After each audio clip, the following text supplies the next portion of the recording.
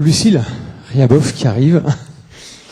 Rebonjour. Et Sébastien Couvreur qui va nous rejoindre aussi. Qui est là. Et nous allons évoquer tous les deux. Voilà, vous êtes tous les deux lézards. Prenez place. Donc, on se met là. Oui, on va s'asseoir. Ok, si vous voulez. La télécommande est là. Quelques mots sur chacun. Monsieur le doctorante en statistique appliquée à la zootechnie. Vous travaillez sur le projet Vagabond. Et puis Sébastien, vous êtes responsable de l'unité de recherche sur les systèmes d'élevage. Non. Et non. Alors, depuis 2 ans. Ah, plus de 2 ans. Ah, d'accord. Donc j'ai pas. Mais c'est pas grave. Mais il y a eu donc c'est dans le parcours. Et donc aujourd'hui, vous êtes consultant R&D pour une entreprise de Absolument nutrition. pas. Non plus. Ah, d'accord. Bien. Alors j'ai suivi un peu un fil d'actu, mais j'ai pas dû trouver le bon. Non, mais il n'y a pas de souci. Je suis enseignant-chercheur en zootechnie des pratiques à l'ESA d'Angers et je suis chargé de mission pour la direction générale sur les axes stratégiques agroécologie et numérique. Voilà. D'accord. En fait, j'ai inversé les fiches. C'est juste pour ça. Et voilà. Bien, du coup, je vous laisse la parole. Comme ça, ce sera plus efficace. Bonjour, merci de nous accueillir. Donc, Lucille Riaboff, je suis en thèse donc, sur le projet Vagabond, donc, qui implique plusieurs acteurs. C'est une thèse CIFRE. Donc, il y a Terrena, la coopérative agricole dont Swazik a parlé tout à l'heure, l'ESA, donc l'École supérieure d'agriculture d'Angers, l'ESEO, l'école supérieure d'électronique de l'Ouest, basée à Angers également, et puis Oniris, l'école vétérinaire et agroalimentaire de Nantes. Donc, ce qu'on va faire, en fait, c'est que moi, je vais commencer par vous présenter un petit peu ma thèse, les grands objectifs, les stratégies qu'on a mises en place, et puis les applications possibles. Et puis Sébastien prendra la main ensuite, en replaçant un petit peu le contexte dans ma thèse, dans celui de l'agroécologie, de manière un peu plus générale, en tout cas telle qu'elle est perçue et envisagée à l'ESA. Alors là, je commence rapidement par une introduction sur la situation en fait de l'élevage de bovins laitiers aujourd'hui. Donc, comme vous savez déjà, l'élevage fait face à plusieurs enjeux. Donc, pour un des enjeux majeurs, ce serait finalement de diminuer l'impact environnemental, l'impact négatif sur l'environnement. Un second enjeu auquel les éleveurs de bovins laitiers sont exposés, c'est de répondre aux exigences croissantes du consommateur, qui recherche des systèmes de production plus simples, plus naturels, plus de transparence aussi. Et puis tout ça dans un contexte économique qui est un peu compliqué puisque le prix du lait a tendance toujours à diminuer. Donc le coût de revient de l'éleveur est toujours plus faible. Alors, peut-être que face à tous ces enjeux, une des solutions possibles, ce serait finalement de revenir à des systèmes dits herbagés, versus des systèmes où les vaches sont nourries au bâtiment. Parce qu'en fait, ça permet de répondre globalement à l'ensemble des enjeux que je viens de citer. Bien sûr, on préserve la biodiversité, on diminue l'impact environnemental, on met moins d'intrants. C'est en phase avec les attentes du consommateur, ces systèmes de production basés sur l'herbe. Et puis, c'est moins cher. Donc, économiquement, il y a un vrai intérêt aussi pour l'éleveur. Alors, bien sûr, quand on amène un nouveau système comme ça s'accompagne jamais sans certaines contraintes. Et en particulier, dans le cadre du système herbagé, le premier enjeu auquel vont être confrontés les éleveurs, c'est de maintenir un haut niveau de production laitière. Alors là, ce que vous avez à l'écran, c'est la courbe, par exemple, là, de la pousse de l'herbe au cours de l'année. Ce que vous voyez, ce que vous savez, c'est qu'elle est très hétérogène. Et face à ça, on a des besoins des animaux qui, à l'échelle du troupeau, eux, sont globalement constants à l'échelle de l'année. Donc, ce qui veut dire qu'en fait, il faut que l'éleveur arrive à la fois à gérer des périodes où on va avoir des excès pour les réinjecter sous forme de fourrage généralement aux périodes de l'année où au contraire les animaux vont être en déficit énergétique. Donc en fait il y a une vraie gymnastique à trouver pour l'éleveur là sur toute l'année et qui est en pratique assez compliqué à mettre en place. Un second challenge qui nous paraît aussi un peu évident et qui ressort beaucoup dans la littérature, c'est de continuer à détecter des événements de santé, de reproduction, dans un contexte où les animaux sont pratiquement toujours dehors et donc auquel l'éleveur a bien sûr moins accès. Alors face à ces enjeux-là, le projet Vagabond s'inscrit dans ce contexte où on essaye de proposer des solutions aux éleveurs, en tout cas d'imaginer des formes de solutions possibles sous forme bien sûr d'outils connectés. Donc là, en pratique, dans ma thèse, enfin les deux volets, les deux challenges là sont impliqués dans le projet Vagabond. Dans ma thèse, on est plutôt sur la partie gestion du pâturage au niveau maintien de du haut niveau de production laitière.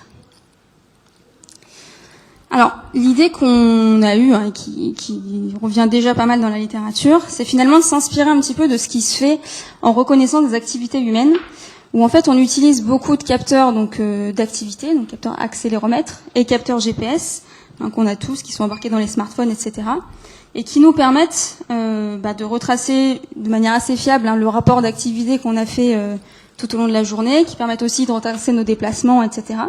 En fait, d'obtenir finalement une batterie d'informations sur le déroulement de nos journées.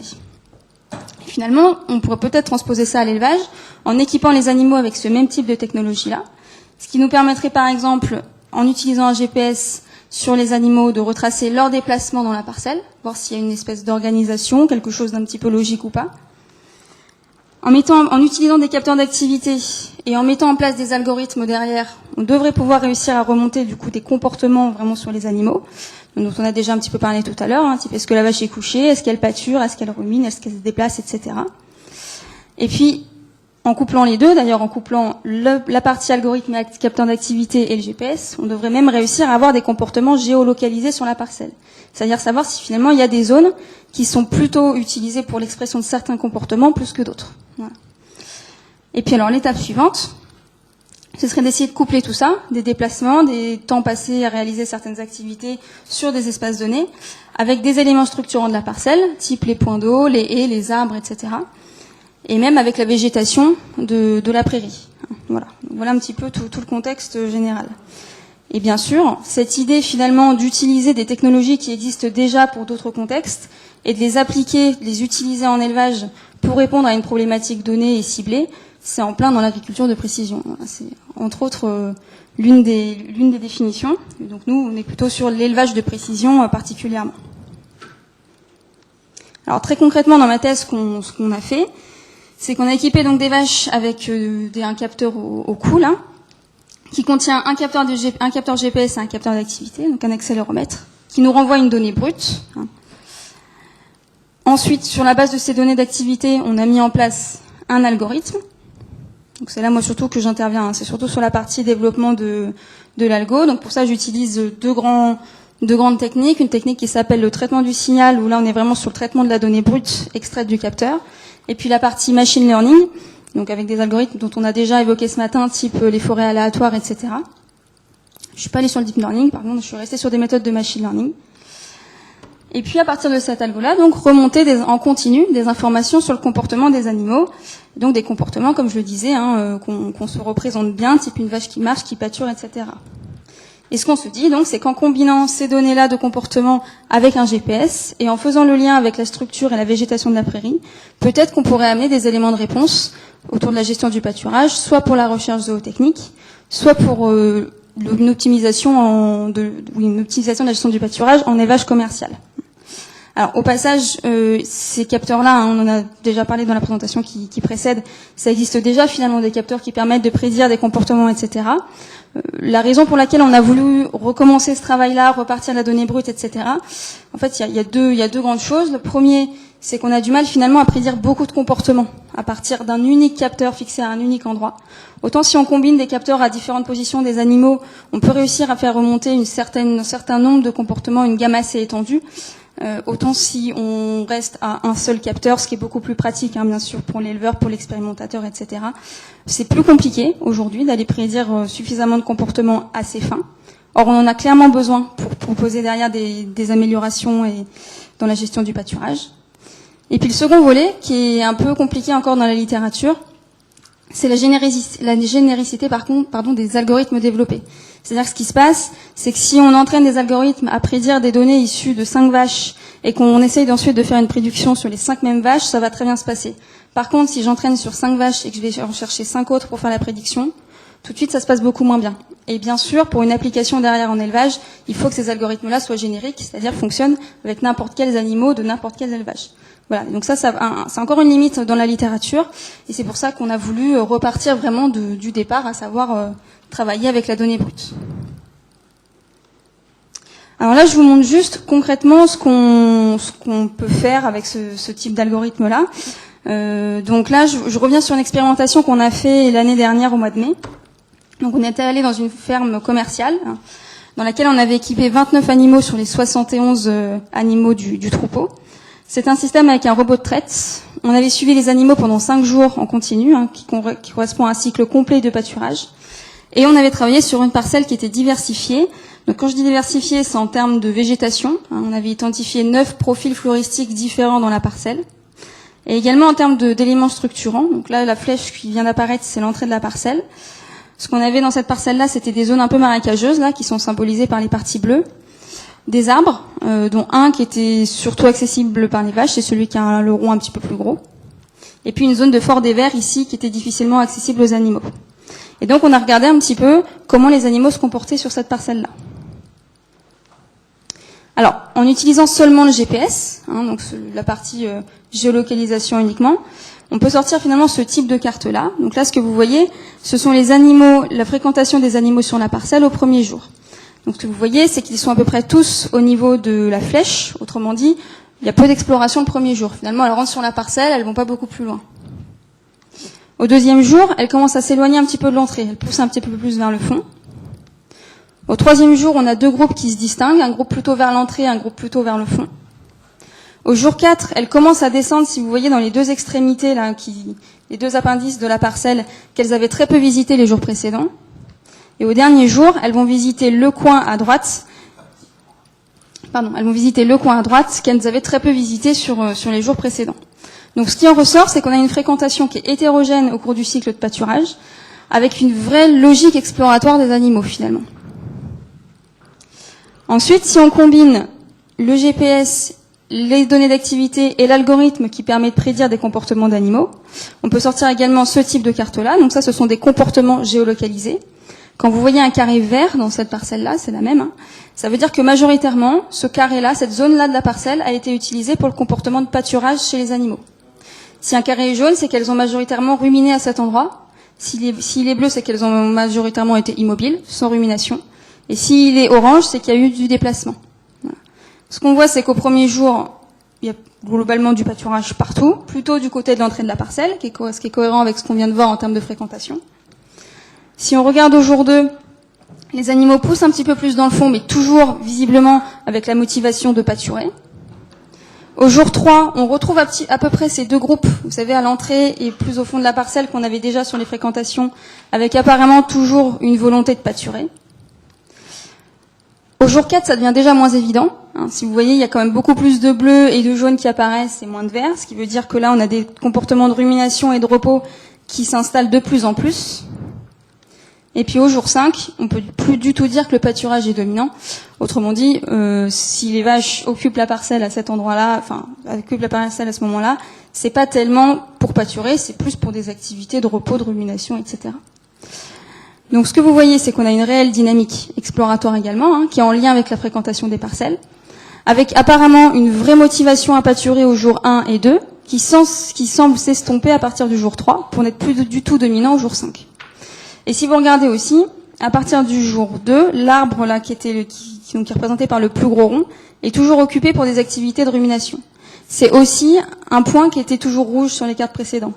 Ce qui montre là, par exemple, l'importance des éléments structurants dans les parcelles. Les vaches ont vraiment utilisé les arbres de manière abondante et pour se reposer. Alors bien sûr, la dernière étape, là pour ma thèse, c'est de mettre, donc c'est ce que je suis en train de faire là, c'est de mettre tout en lien. Donc de mettre en lien les déplacements au fur et à mesure des jours, avec les comportements dominants par jour aussi, et puis tout ça en lien avec les éléments structurants, etc., les arbres. Voilà, d'aller un petit peu plus loin dans cette analyse-là.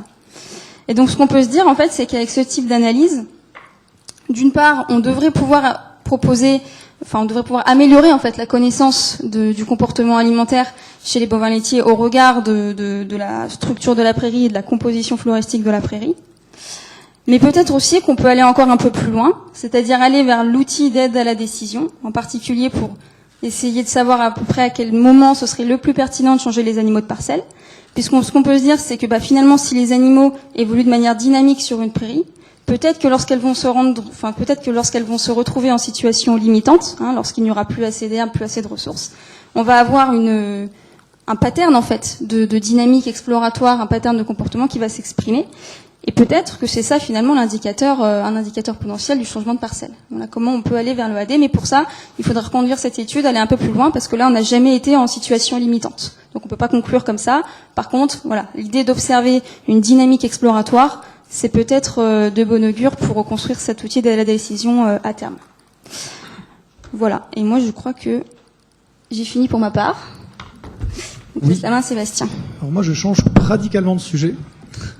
Donc, ce qui fait que si vous avez des questions, je pense qu'il vaut mieux que vous les gardiez en tête pour après, parce que l'idée, c'est de prendre un peu plus en tout cas, je vais essayer de prendre un peu plus de hauteur par rapport à finalement l'agroécologie et le numérique sur une question qu'on avait formulée à deux avec Pierre, qui consistait à se dire finalement comment un établissement d'enseignement supérieur comme l'école supérieure d'agriculture à Angers, en fait, articule ces deux concepts avec un terme assez fort qui est en action. Gros challenge, hein, je vous avoue, comme présentation. Donc je vais essayer de faire des références à ce qu'on a entendu aujourd'hui. En plus, là, je pense qu'il y a quelques éléments, et même à ce que vient de dire Lucille, pour essayer d'illustrer ça dans ma présentation. Alors déjà, je me suis permis de rajouter, parce que je me suis dit qu'on était à Montpellier, assez loin d'Angers, et que tout le monde ne connaissait peut-être pas l'école supérieure d'agriculture. Alors j'y reviendrai, mais vous voyez, je fais comme ma collègue, c'est-à-dire que je montre l'écran avec... on a volontairement mis un S à agriculture, c'est-à-dire qu'on assume une grosse faute d'orthographe dans le nom de notre institution. J'y reviendrai. C'est une institution qui est assez ancienne, hein, qui a maintenant 120 ans. On a fêté nos 120 ans l'an dernier, avec l'idée qu'elle s'est développée beaucoup en appui aux agriculteurs dans une volonté de formation à distance. Donc c'est ce qu'on voit au tout début de l'histoire de l'école. Et l'école a été assez pionnière sur pas mal de choses, en particulier sur l'apprentissage. On a été une des premières écoles à travailler sur la formation par apprentissage, y compris sur le diplôme d'ingénieur. Et donc aujourd'hui, on est un gros centre de formation par apprentissage. On a été assez pionnier sur l'international également. Et depuis maintenant 4 ans, enfin un peu plus maintenant même, on a développé une stratégie pour moderniser notre image. Et donc, je vais y revenir parce que justement les deux termes qu'on a mis dans le titre apparaissent dedans. Donc l'école est une association loi 1901. Et c'est, alors peut-être que vous ne le savez pas, mais je pense le plus gros campus de formation supérieure agricole en France, avec 2800 étudiants formés chaque année, dans 6 domaines de formation qui sont très classiques, hein, je ne les ai pas cités ici, mais qui sont très classiques, et avec la spécificité de brasser un peu tous les publics, du BTS, alors on a également quelques bacs, mais en gros du BTS au doctorat. Et j'ai cité un master spécialisé qui finalement n'existait plus, qui devait traiter de l'agriculture connectée. Donc bon, on pourra y reparler si vous voulez. En reparler si vous voulez.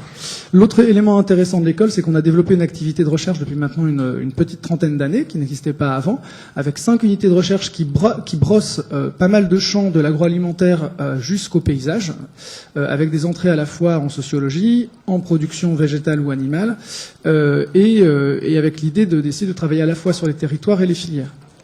Alors on n'est pas l'INRA pour autant, mais néanmoins on travaille beaucoup avec l'INRA, on est impliqué dans 3 chaires, dont deux que vous a cité Bertille Tarot tout à l'heure, la chaire mutation agricole et la chaire agriculture écologiquement intensive. Et alors donc c'était juste pour brosser un petit panorama, mais c'est juste pour vous dire qu'on est finalement un acteur assez classique et assez implanté dans le Grand Ouest, qui est finalement une grosse zone en termes de production agricole. Ce qui est intéressant dans nos axes stratégiques, donc j'ai ressorti les 2 qui nous intéressent ici. En fait, l'école a mis en place 4 axes stratégiques aujourd'hui, dont 2 qui nous intéressent plus particulièrement aujourd'hui, en tout cas dans ma présentation. Je commencerai par celui du dessous, qui est en fait autour de la transition agroécologique et qui en fait se définit comme l'idée de concevoir, d'évaluer, d'accompagner les systèmes agri-alimentaires dans la transition agroécologique. Et un autre axe stratégique qui s'intitule ou qui s'écrit aujourd'hui comme contribuer à la transition numérique. Alors il y a un petit du, c'était ça que j'avais oublié de retirer. Sa valorisation, évaluer son impact sur les agricultures. La question finalement à laquelle je vais essayer de répondre, enfin les questions, Finalement, c'est au regard du titre de la présentation, c'est comment une école de ce type-là, en fait, un institut d'enseignement supérieur comme l'ESA, en fait, aborde ces deux axes-là dans l'action. Et donc, ça veut dire finalement comment est-ce qu'on appréhende l'agroécologie et le numérique, et en particulier comment nos différentes communautés abordent ces deux éléments-là, aussi bien les enseignants, les salariés, j'aurais pu mettre les salariés au sens large, les étudiants et les anciens étudiants, sachant que nous sommes une association dont le conseil d'administration est composé d'anciens étudiants. Et finalement, quel recoupement en fait on peut voir entre l'agroécologie et le numérique, et comment on peut, nous en tout cas, à notre humble échelle, articuler ça en action. Et en fait, finalement, comment on peut en tirer des enseignements dans un public comme le nôtre aujourd'hui. Alors, pour faire ça, en fait, ça fait maintenant 1 an et demi que je travaille sous forme d'enquête et de focus group avec globalement toutes ces communautés. Et puis j'ai fait pas mal de biblios. Donc en gros, on a travaillé avec des experts. Donc j'ai fait des enquêtes au même titre que le feraient des sociologues quand même pas. Je vais pas me donner cette étiquette-là. Je vais me faire taper dessus par mes collègues à ma droite.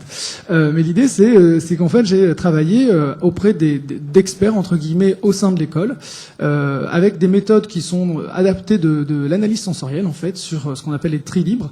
Et en fait, je les ai amenés à définir les modèles agricoles au sein desquels se trouvait l'agroécologie, pour voir finalement comment ils positionnaient l'agroécologie. Et j'ai fait la même chose autour du numérique et de tous les termes et concepts qui tournent autour du numérique et qu'on a pas mal cités aujourd'hui. Et puis derrière, j'ai essayé de resserrer pour voir ce qu'on faisait finalement à l'école. Et puis la deuxième chose, c'est qu'à partir de ça, si ça veut bien apparaître, j'ai réalisé un travail de questions en ligne, enfin un questionnaire en ligne auprès des différentes communautés. Donc on a plus de 500 répondants qui ont répondu à ça, avec en gros à peu près moitié-moitié des anciens étudiants et des étudiants. Et puis on a quand même à peu près 60 salariés qui ont répondu, avec, comme vous le voyez à droite sur la diapo, globalement tous les domaines disciplinaires à peu près représentés. Et l'idée, c'était également de les amener à définir ces modèles agricoles autour de l'agroécologie, autour du numérique, et de voir finalement, sous la forme d'une question ouverte, comment ils positionnaient une institution comme l'ESA sur ces champs disciplinaires-là. Alors, donc je vais essayer de brasser à chaque fois un peu de biblio et un petit peu de comment l'ESA vit ça en action. Tout d'abord, l'idée, c'est, si je regarde l'agroécologie, en fait, c'est un terme qui est assez mouvant dans le temps, dans l'espace, et j'aurais pu rajouter plein d'autres choses. Et j'ai cité deux exemples, enfin deux définitions, dans les années 60 et dans les années 2000, avec l'idée qu'au début, dans les années 60, l'agroécologie était souvent associée à des concepts d'écologie appliqués à l'agriculture. Et le terme agroécologie apparaissait assez peu de manière frontale. Et dans les années 2000, à l'inverse, on dépasse très largement la dimension de la parcelle, par exemple, et on va beaucoup plus loin. Et là, je vous ai cité une définition un peu tronquée de Francis qui cite l'étude intégrée du système alimentaire dans son ensemble, qui intègre des dimensions à la fois écologiques, économiques, sociales, ou plus simplement, en fait, l'idée de travailler en termes d'écologie des systèmes alimentaires. Et donc, il y a en fait 3 façons d'aborder souvent l'agroécologie, et c'est ce qui explique pourquoi c'est aussi mouvant dans l'espace, parce que selon les pays dans lesquels on va se situer ou les zones géographiques dans lesquelles on va être, en fait, on ne va pas l'aborder par la même entrée. Il peut y avoir une entrée par les pratiques, où l'idée c'est de regarder les systèmes de production qui s'appuient sur les écosystèmes et qui réduisent les pressions sur l'environnement. Ça peut être une dimension purement scientifique, avec l'idée de se situer au carrefour entre l'écologie, l'agronomie et les sciences sociales, avec l'idée de développer des approches systémiques, ou ça peut être une entrée plutôt par les mouvements dits sociaux, qui sont souvent des mouvements en marge du courant dominant de la modernisation. L'idée étant que c'est pas forcément cloisonné, je vous les ai cloisonnés volontairement pour essayer de représenter les choses, mais par exemple en France, on a l'idée d'un mouvement social au départ qui très progressivement a évolué vers des approches scientifiques. Aux États-Unis, on est plutôt rentré par une approche scientifique avant d'aller vers des mouvements sociaux. Alors finalement, à l'ESA, est-ce que ce terme il est mouvant à l'ESA? Donc là, en fait, c'est les résultats que j'ai obtenus à l'issue des enquêtes menées en ligne, où globalement, finalement, ce qu'on voit ici, c'est qu'à l'ESA, les différentes communautés associent l'agroécologie à l'idée de rendre beaucoup de services écosystémiques, d'être durable sur les 3 piliers, de développer une approche systémique, de se rapprocher d'une multifonctionnalité forte. Vous voyez qu'en fait, finalement, on fait assez peu de rapport direct à l'agriculture, à une science technique. Ce qui est intéressant, c'est que globalement, les communautés que j'ai interrogées, que ce soit des salariés, des étudiants, des alumni, sont assez d'accord sur ces définitions. Par contre, c'est selon les disciplines qu'on va distinguer un peu les choses. C'est-à-dire que je trouve ça assez intéressant. Donc, on est sur le système alimentaire, on pose l'écologie des systèmes alimentaires. Et finalement, on se rend compte que les gens qui travaillent ou qui se forment dans l'agroalimentaire, finalement, résument l'agroécologie à une durabilité uniquement environnementale, ou principalement environnementale, à l'idée de réduire les intrants, et globalement, on voit ce terme très flou. Alors que ceux qui sont plutôt dans les dimensions agronomiques, ils voient un modèle du futur, par exemple, quoi. Donc on a ici forcément des points de vue un peu différents. L'idée est de savoir comment on peut valoriser ces points de vue différents dans une institution comme la nôtre. L'agroécologie, finalement, est-ce qu'on peut le qualifier comme un modèle parmi les autres? Alors, je vous ai dit, j'ai mis l'agroécologie, j'ai aussi questionné sur les autres modèles. Alors, ça apparaît en tout petit, mais ce qui est intéressant, c'est de voir que, globalement, l'agroécologie est souvent associée à un terme qui est l'agriculture à haute valeur environnementale, et en grande opposition, on va retrouver l'intensification écologique, l'agriculture conventionnelle, ou l'agriculture écologiquement intensive. Je vais y arriver. Là, oui. L'idée étant que la plupart du temps, quelles que soient les communautés interrogées, en fait, le terme intensif bloque fortement dans la définition. Et je vous ai mis 3 exemples, dont un sur lequel je reviendrai pas mal. Alors vous voyez que, globalement, agriculture conventionnelle de précision ou biologique, cette fois-ci, on fait beaucoup référence à des techniques ou à des pratiques. Les rendements sont élevés, on met beaucoup d'intrants, on est dans l'innovation technologique, on cherche l'efficience technique, on est dans le cadre de cahier des charges avec pas de produits chimiques, mais globalement, on est sûr de la technique et de la pratique, ce qui n'est pas le cas quand les gens définissent l'agroécologie. Alors je reviendrai sur l'agriculture de précision parce que je trouve que le débat qu'on a eu aujourd'hui est assez intéressant sur ça. Et donc finalement, si on résume un peu les choses, l'agroécologie est-elle un modèle parmi d'autres? Alors finalement, alors c'est un peu loin pour moi, là j'ai beau avoir des lunettes toutes neuves. En fait, il y a 2 façons de l'aborder la plupart du temps quand les gens en parlent.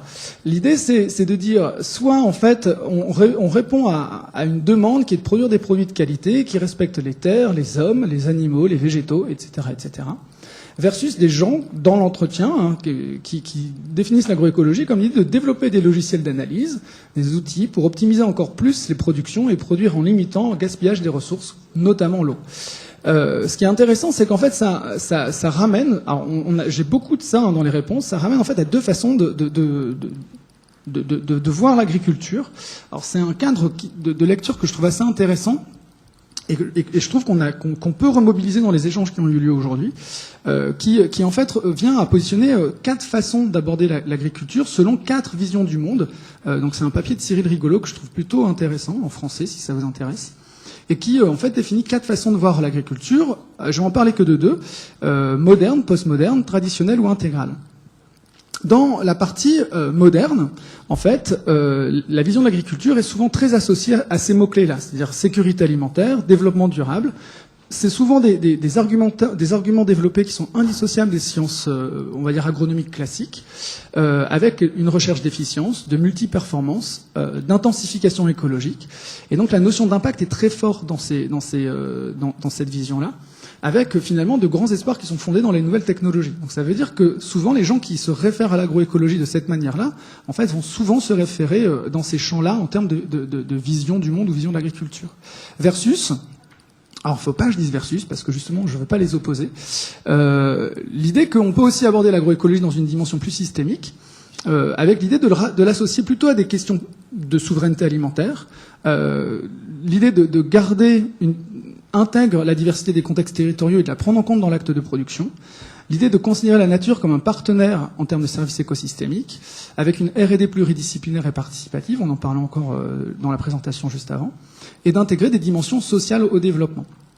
Et donc finalement, ça c'est une autre façon de voir l'agroécologie, et la question c'est comment en fait finalement le numérique se retrouve là-dedans, sachant que la plupart du temps il est, faut que j'arrête avec mon pointeur, moi. Il est associé plutôt aux grands espoirs, et dans les technologies, et plutôt dans une notion de réduction d'impact. Et donc les 2 autres entrées qui sont pas forcément non représentées, mais qui me paraissent moins intéressantes dans le débat qu'on a aujourd'hui, c'est une vision plutôt traditionnelle au sens de la paysannerie avant la modernisation, mais qui est très présente encore dans le monde, et la vision intégrale où on va se référer souvent à la biodynamie, par exemple, ou à la permaculture, avec des auteurs alternatifs comme Fukuoka ou Steiner. Donc finalement, Alésa en action, qu'est-ce que ça veut dire pour nous ? je suis hyper à la bourre, c'est que globalement, en fait, en formation, on fait beaucoup de choses. Et donc, je vais vite passer là-dessus, mais globalement, on fait beaucoup de choses en formation, avec l'idée d'être très transversal dans notre façon de voir l'agroécologie, mais également en recherche, avec l'idée de travailler sur plusieurs échelles imbriquées, plusieurs acteurs qui vont être étudiés, la notion de résilience, de robustesse, de réduction d'intrants, avec une dimension sociale qui est fortement travaillée, entre autres dans le cadre de la chaire mutation agricole et du laboratoire de recherche en économie et sciences sociales. Et puis le système alimentaire qui est également travaillé par le laboratoire d'agroalimentaire. Et donc si on résume, l'agroécologie, en fait, elle est au cœur d'une école comme la nôtre, avec une approche qui est très centrée sur les pratiques, une entrée qui intègre le système alimentaire, une volonté d'accompagner toutes les formes d'agriculture, et malgré cela, en fait, alors est-ce que c'est une difficulté? Je sais pas, mais en tout cas, on a un peu de mal à identifier les modèles, à y positionner l'agroécologie. Alors je vais poser une hypothèse derrière. Et puis des divergences de vues qui peuvent être explicitées entre disciplines et qu'on valorise peut-être pas encore assez. Et ce que je trouve intéressant, et je vais juste aller là-dessus, vous connaissez peut-être ce schéma-là qui a tendance à positionner l'agroécologie au sein d'un modèle en tout cas d'un modèle conceptuel qui met le temps en abscisse et l'intensité de changement en partant d'un point de départ qui est considéré comme, je pense, l'agriculture conventionnelle, vers finalement des modèles de changement de pratique, le modèle ultime étant l'agroécologie. En fait, à l'ESA, après l'enquête que j'ai pu mener, en fait, finalement, je pense que ce schéma ou ce graphe n'est pas très intéressant pour nous. Ça ne veut pas dire qu'il n'est pas intéressant à débattre. Il n'est pas très intéressant pour nous parce qu'en fait, finalement, l'agroécologie, on ne met pas là. L'agroécologie, pour nous, on ne le voit pas comme une fin en soi, mais comme un cadre qui vise à débattre, étudier, accompagner les mutations que vit l'agriculture du Grand Ouest. Et je pense que c'est un peu ça, en fait, dans lequel il faut qu'on arrive à se positionner quand on parle d'agroécologie. Le numérique, je vais aller beaucoup plus vite là-dessus. Globalement, le numérique, les concepts sont émergents. Et ils sont peu fixés encore. Donc j'ai cité pas mal de papiers que j'ai pu regarder. Et finalement, ça résume un peu des choses qu'on a pu dire aujourd'hui. Il y a des modèles qui sont plus ou moins clairs et imbriqués. Voilà plein de termes que j'ai pu lire dans plein de papiers, qui soient en anglais ou en français. Agriculture numérique, digital agriculture en anglais, agriculture connectée, élevage ou agriculture de précision, agriculture de décision, smart farming. Globalement, tous ces modèles questionnent les usages, les pratiques, les changements qui sont opérés, intègre des dimensions sociales et économiques et développe des approches transversales pluridisciplinaires dominantes. On en a eu quelques exemples. Et dans ces papiers, on a également des enjeux qui sont, en tout cas des travaux, qui sont très liés aux données et à leur valorisation, avec 3 entrées possibles dont on a entendu parler aujourd'hui, de la technologie, développement de capteurs, des bases de données, de l'Internet des objets, du cloud computing, etc., des méthodes d'analyse de ces données, et des dimensions socio-économiques en termes d'organisation d'acteurs, création de valeur, etc. Et puis globalement, j'ai mis un peu ça à côté parce que j'avais du mal à le placer au-dessus. Mais il y a aussi plein d'enjeux autour de la robotisation, de l'automatisation et des questions que ça pose. Finalement, à l'ESA, est-ce que ces concepts sont aussi émergents? Alors, carrément. Je vous le montre là tout de suite. Il y a un très bel exemple sur data mining. Vous voyez que globalement, les gens ne comprennent pas. Donc le numérique, en fait, ce sont des concepts qui sont émergents, peu fixés, et alors clairement pas encore très bien appropriés à l'ESA, malgré le fait de l'avoir mis en termes d'axes stratégiques pour l'école. Les classifications sont très variables entre communautés et entre disciplines, et donc clairement ça montre que ces notions, pour une institution dans le Grand Ouest, en tout cas d'enseignement supérieur en agriculture, sont pas encore très stabilisées. Mais il y a un point commun, alors j'aurais même pas dû mettre le dendrogramme, je pense que c'était pas le plus important, c'est que agriculture de précision et agriculture numérique, donc précision et numérique, sont fortement associés. Alors qu'est-ce que ça peut vouloir dire? Je vais passer cette diapo-là, parce que c'est pas le plus important.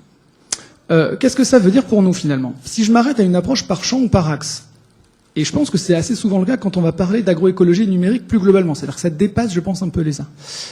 Si on s'arrête à ça, en fait, on peut voir apparaître un paradoxe potentiellement. C'est-à-dire que d'un côté, on vit l'agroécologie comme un cadre qui vise à débattre, étudier, accompagner des mutations que vit l'agriculture du Grand Ouest, dans une dimension, on va dire, système alimentaire, et qui vise à développer une approche autour de l'écologie, etc., etc.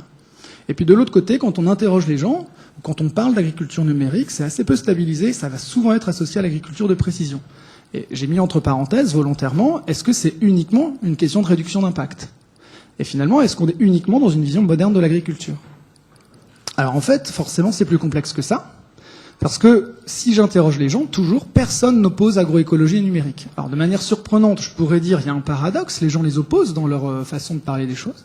Et en fait, personne ne les oppose. C'est-à-dire que les gens disent, le lien n'est pas naturel, mais en fait, il me choque pas, quoi. Il est pas choquant. Et donc, finalement, j'ai décidé de changer le titre de la présentation en conclusion. C'est ma dernière slide.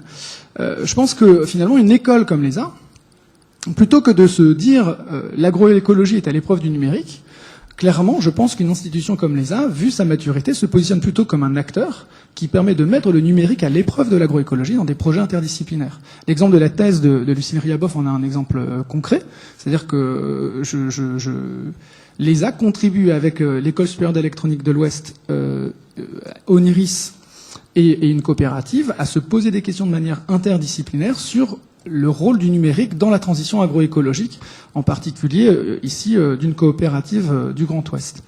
Ce qui fait que finalement, ça sous-entend pour une institution comme la nôtre, dans l'action, de mobiliser sa connaissance de l'agroécologie, des débats qu'il y a au sein de l'institution sur l'agroécologie. Vous avez vu qu'on n'est pas tous d'accord là-dessus. En fait, c'est de mobiliser cette connaissance pour l'action comme cadre de réflexion sur le numérique. Et alors là, il y a plusieurs questions qui émanent. Alors, je vous les donne parce que je ne sais pas si on va travailler dessus. Donc, si vous avez envie de travailler sur ces questions-là, je vous les mets directement là dans la salle à débattre. L'idée, c'est que faut certainement pas se restreindre à l'agriculture de précision, même si c'est assez souvent ce qui est mentionné ou mis en avant en premier. L'idée, c'est que le numérique, ça doit être aussi perçu comme une voie d'avenir pour l'agroécologie, au sens que l'agroécologie, c'est une science de la localité et de l'ultralocalité, et de compréhension de la localité et de l'ultralocalité. Alors, je suis pas le seul à dire ça, hein. Il y a un papier de Bellon, Morel et Huyghe qui en parle déjà. Mais ça a été cité à plusieurs reprises à l'ESA. L'idée, c'est que si on s'intéresse à l'agroécologie et à cette diversité de modèles agricoles, finalement, c'est comment on peut prendre en compte la diversité des agriculteurs et des usages dans le numérique. Et donc là, ça a été déjà mentionné dans la présentation de mes collègues sur finalement l'idée que le rapport à l'écologie et au numérique sont extrêmement variés. Donc en fait, il n'y a pas une solution pour tous les agriculteurs, quoi. Enfin voilà. Et comment on intègre ça?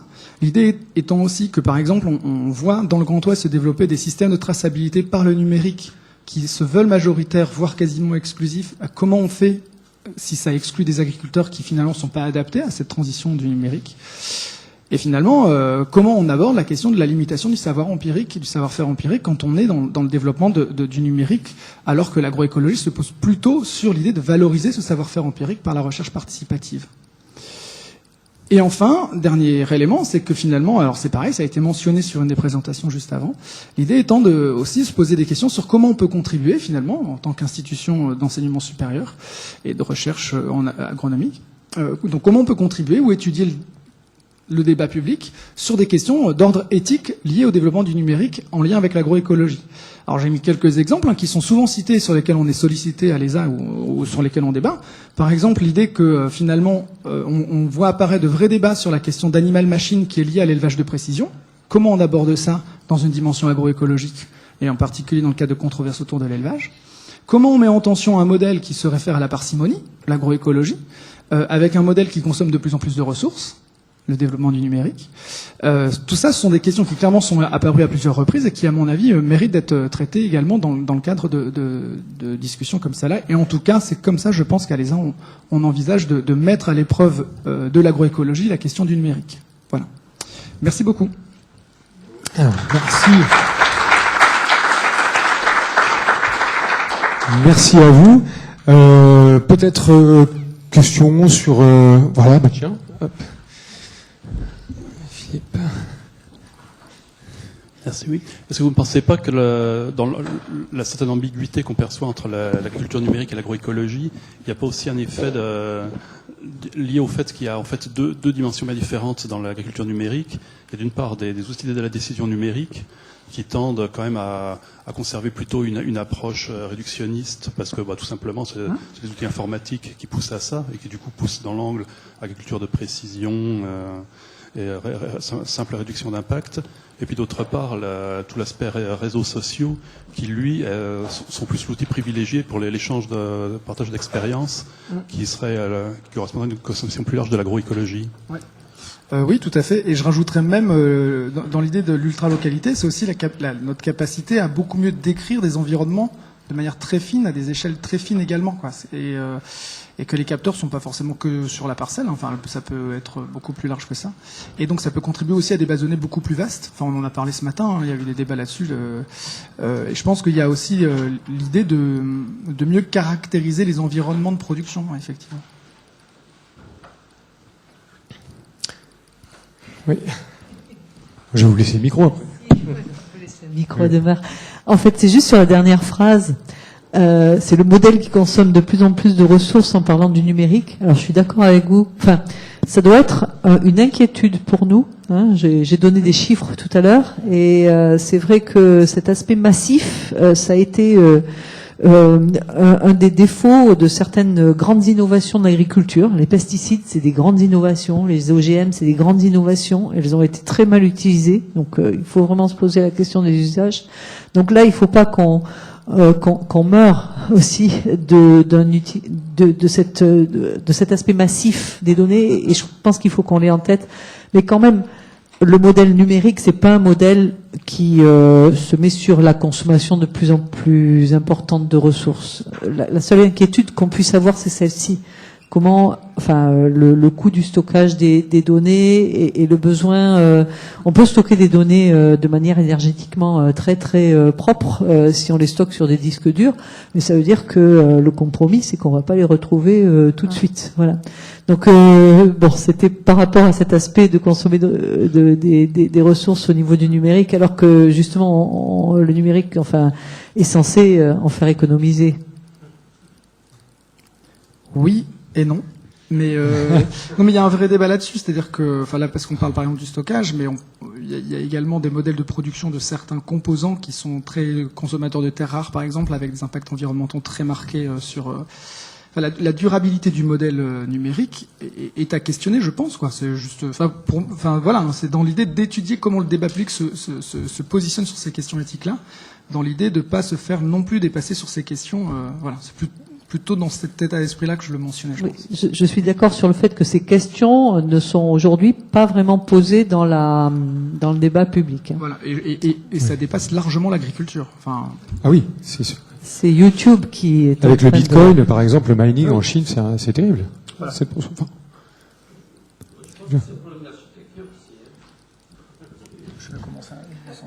Oui, parce qu'on parle de cloud computing, ça veut dire big data, etc., etc. Mais si on pourrait distribuer les traitements, on pourrait réduire la consommation, on pourrait réduire le stockage de données, parce qu'on fait les traitements en ligne. Et donc on envoie peu d'informations et pas besoin de stockage.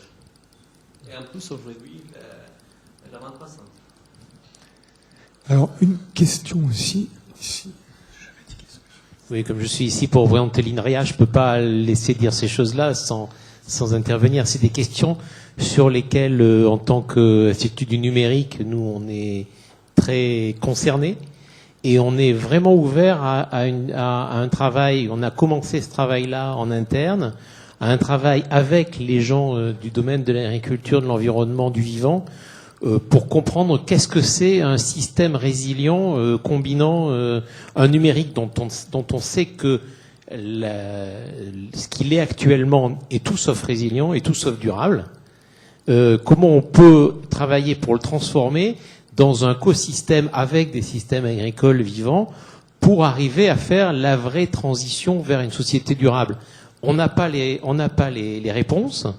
Je suppose que vous n'avez pas les réponses non plus, mais peut-être qu'en se mettant ensemble, on peut arriver à faire quelque chose. Donc c'est un appel à collaboration. Je pense que le monde de l'agriculture, le monde du vivant et le monde du numérique ont vraiment des choses à se dire, y compris dans la remise en cause des modèles actuels du numérique, pour arriver à en faire quelque chose de durable. Oui, c'était complètement dans cet esprit-là que je mentionnais ces dernières phrases. Hein. Tout à fait, oui.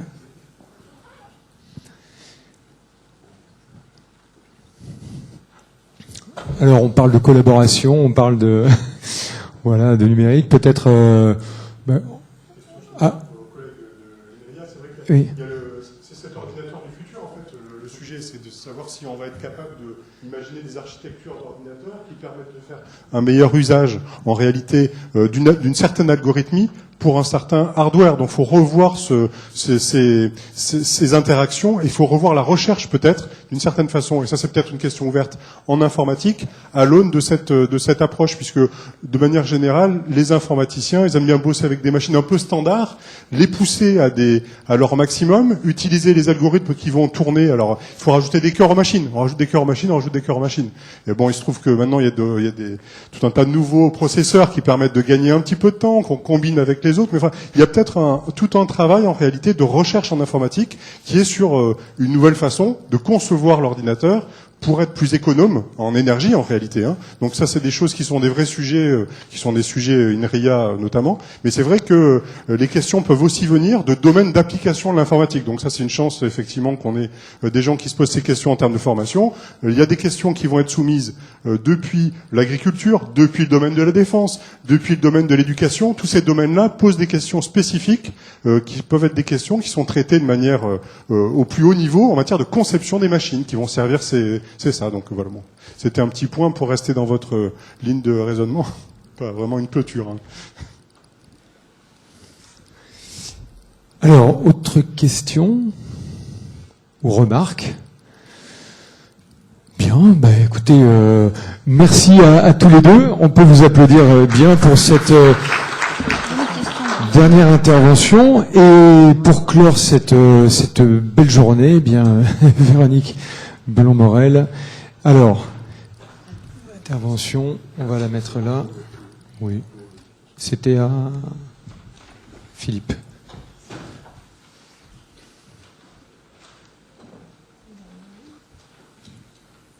Alors.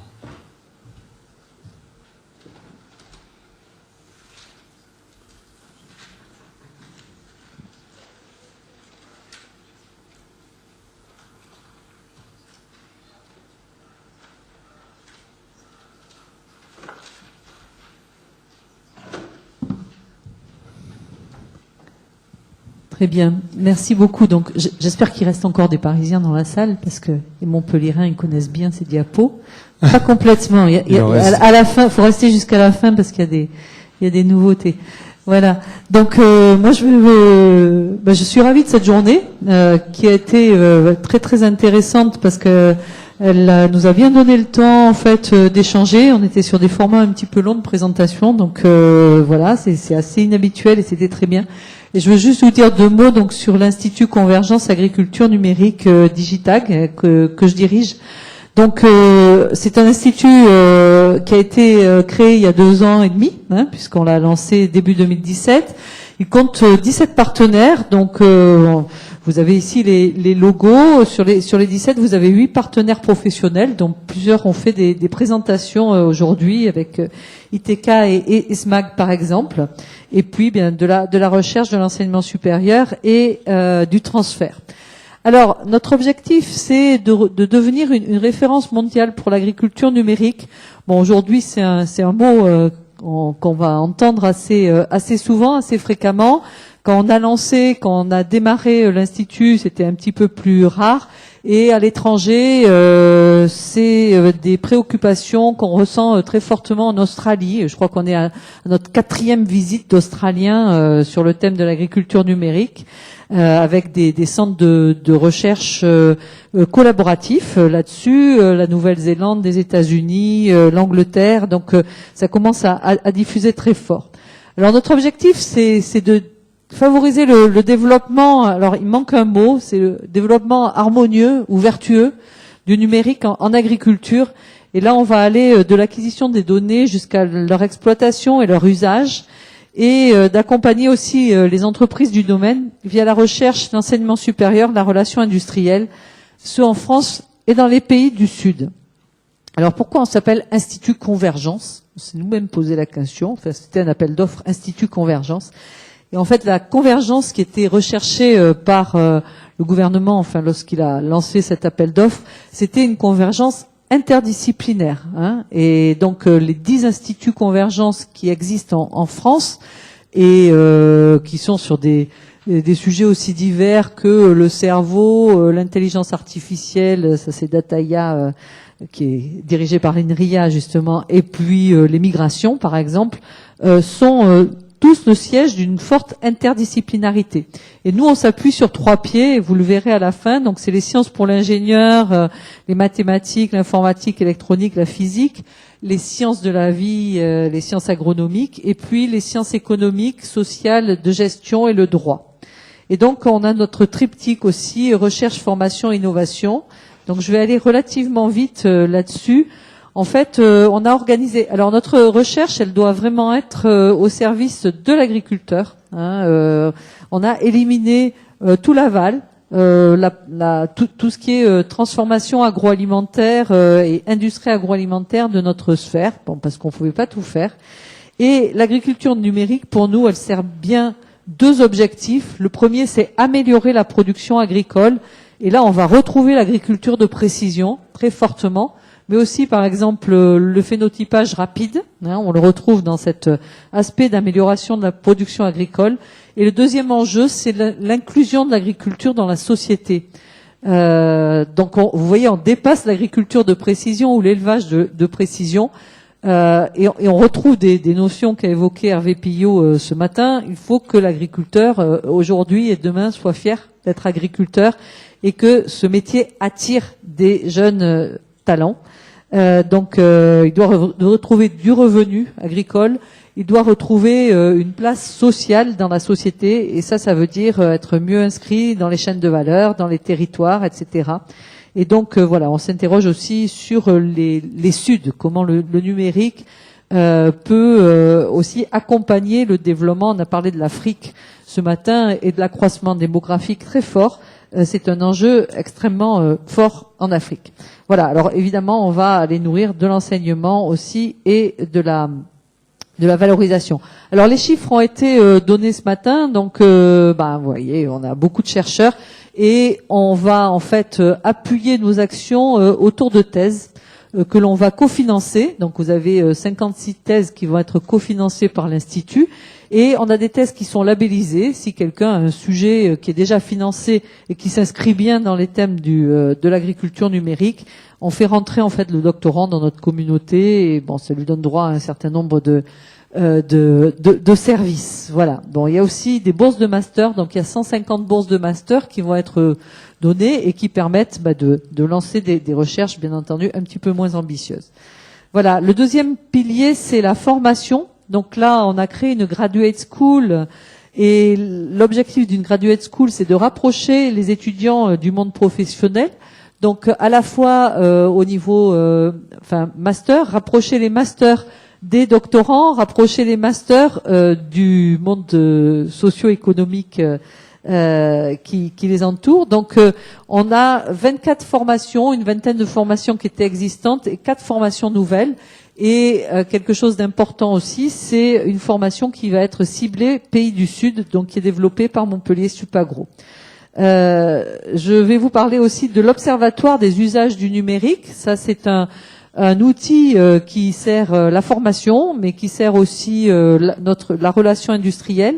Donc ça a été créé et c'est cofinancé par Digitag et la chaire Agrotique qui est accueillie par Montpellier Supagro, enfin montée par Montpellier Supagro. Et donc cet observatoire, il vise à produire un état des lieux des usages du numérique, des usages de l'agriculture numérique.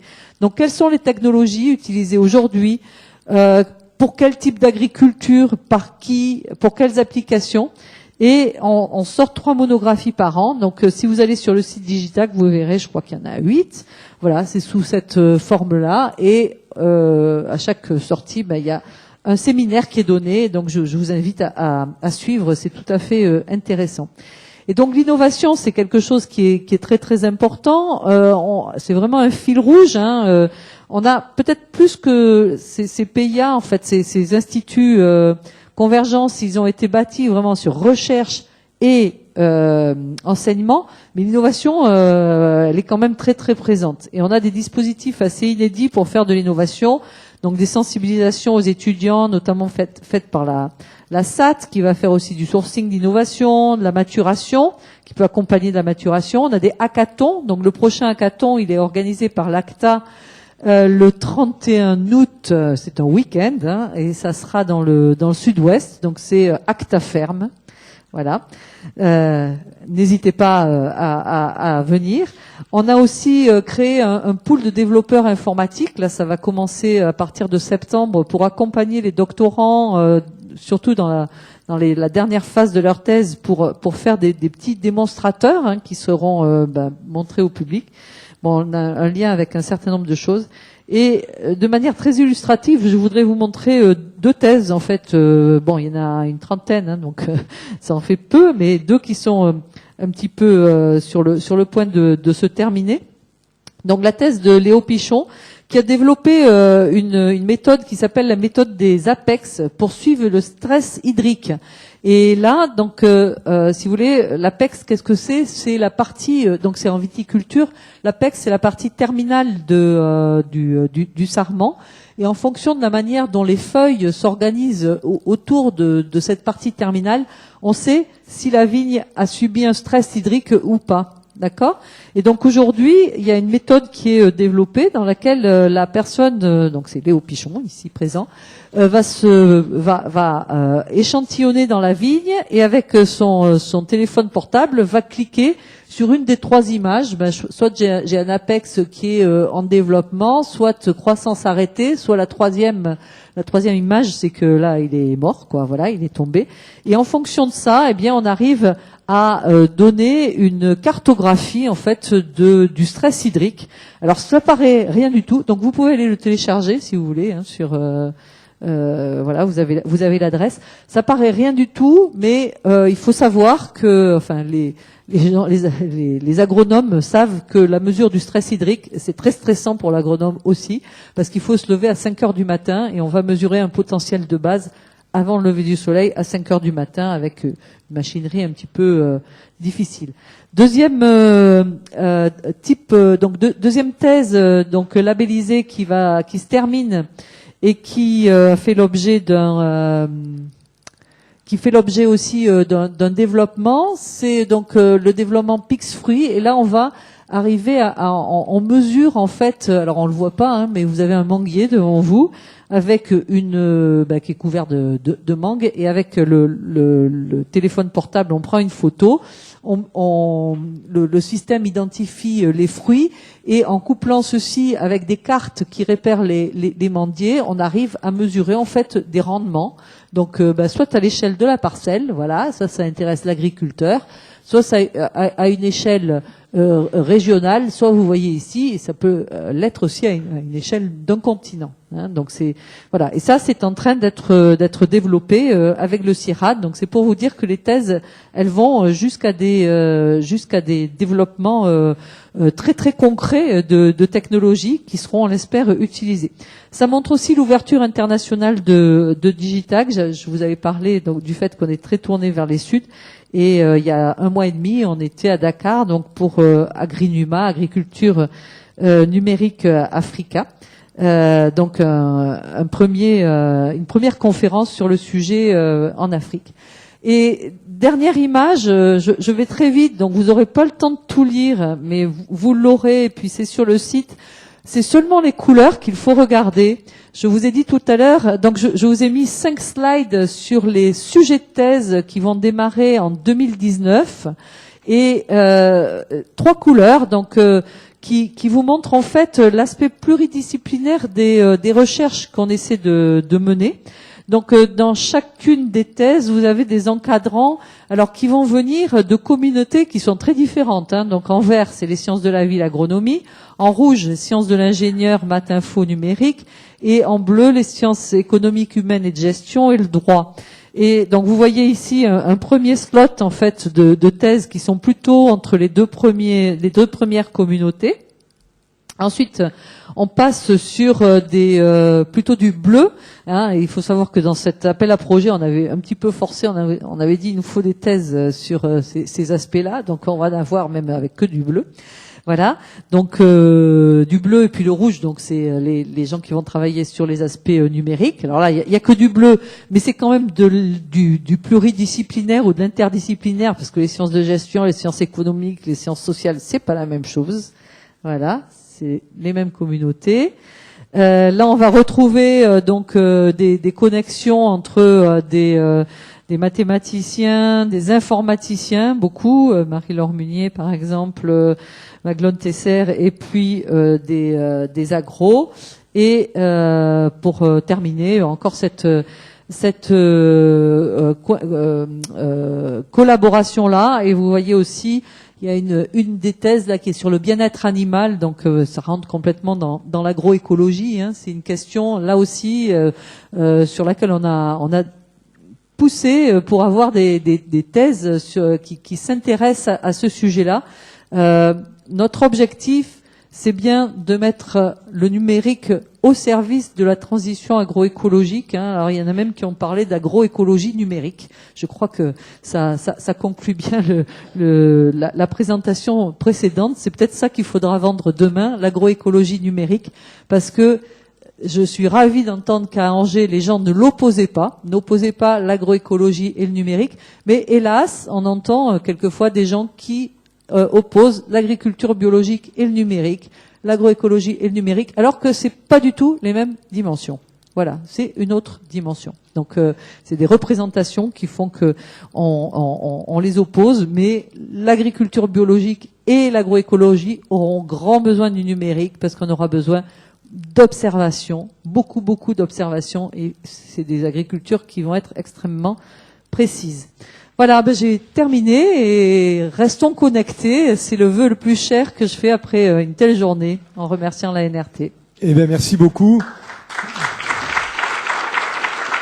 Merci beaucoup Véronique pour l'accueil, merci à Pierre pour l'organisation, à la NRT, et puis merci à toutes et à tous d'avoir participé à ce colloque. Et puis on se donne rendez-vous bien sur les réseaux, ici à Agropolis, et puis sur plein d'autres événements à suivre. Excellente fin de journée.